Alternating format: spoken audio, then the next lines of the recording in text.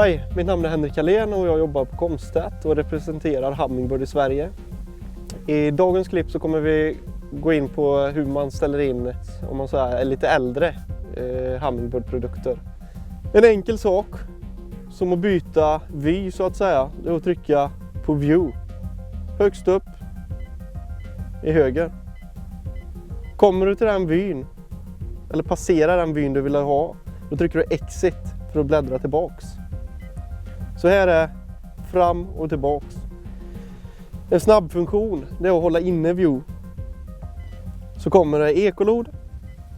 Trycker du kanske vill ha en hel side image vy, så kommer du direkt dit. För att komma in i snabbmenyn för att justera känslighet exempelvis, då trycker du en knapp, meny. Sen använder man höger och vänster pilknapp för att justera hur mycket känslighet man vill ha. Vilket varierar från sjö till sjö beroende på, är det mycket betesfisk, är det lite betesfisk, framförallt vad det är för typ av fiske och likadant vad det är för kvalitet på vattnet. För att komma ytterligare till menyn så finns en liten pil som visar att det finns fler menyer. Trycka pil neråt så kommer du till övre djupskala där du kan ta bort övre djupet. Där man kan få bort ytklotter om man har mycket av det. Trycker jag meny igen, när jag är inne i den här snabbmenyn, då kommer du in i huvudmenyn. Där har du larm, djupalarm, alla typer av larm. Ekolod, justera frekvens eller stråle. Likadant ytklotter kan du styra. RTS-fönstret, det är realtidsfönstret. Det är ju detta fönstret här, det är nutiden. Allt detta här bakom är historik. Här finns det några olika. Du kan ta från, du kan köra en smala som har dessa färger. Sen har du en bred som bygger ifrån vänster till höger. Och ju hårdare ekolodsträff, exempelvis en stor fisk eller botten, då bygger du väldigt långt åt höger. Då har vi gått igenom några av funktionerna och inställningarna. Så vi ska kolla vidare. Här har vi bland annat ekolodsfärger som är paletten.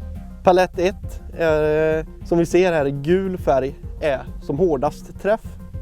Byter vi till ursprunglig palett, som den Hummingbird-paletten de kallar, då är röd som hårdast. Det finns även ett inbyggt brusfilter som även där styr hur mycket information och det man tar in. Men jag brukar köra den på låg.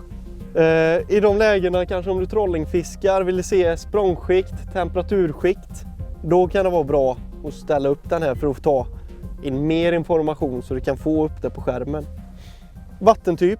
Fiskar man sötvatten, en skitbra funktion ifall du ställer in där han anpassar inställningar efter vattentyp. Sötvatten är lättare för en ekolodssignal och tränga igenom vatten, den här massan. Fiskar man i saltvatten så finns en grundfunktion. Fiskar du saltvatten djupt så finns även en funktion där som anpassar efter förhållanden. Så finns även färgstapel, det är ju denna som talar om vad är hårt och mjuk träff. Den kan man ställa till från.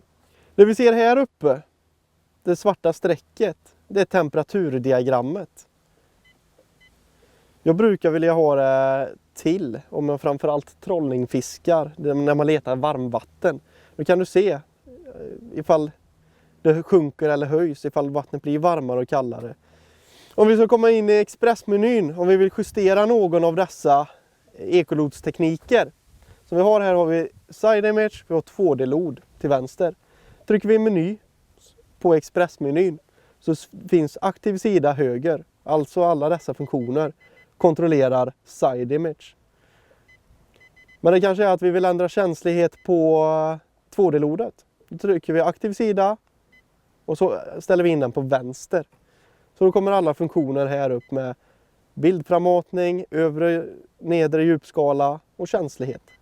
Vi ska titta vidare på en annan inställning som är väldigt värdefull. Alltså, vi har djup, vi har temperatur, alla informationsrutor, hur man går in och ändrar dem.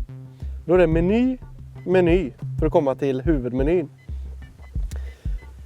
Så under larm, ekolod, navigering, sjökort, så har vi inställningar. För att ändra dem så går man ner. Det finns en funktion som heter välj avläsningar. Här kan vi gå in och ändra. Här har vi djupet. Avläsning 1. Vi kanske vill ha farten där. Och sen du kan ändra helt hur du vill, eller du kan ta bort den rutan om du inte vill ha någon information.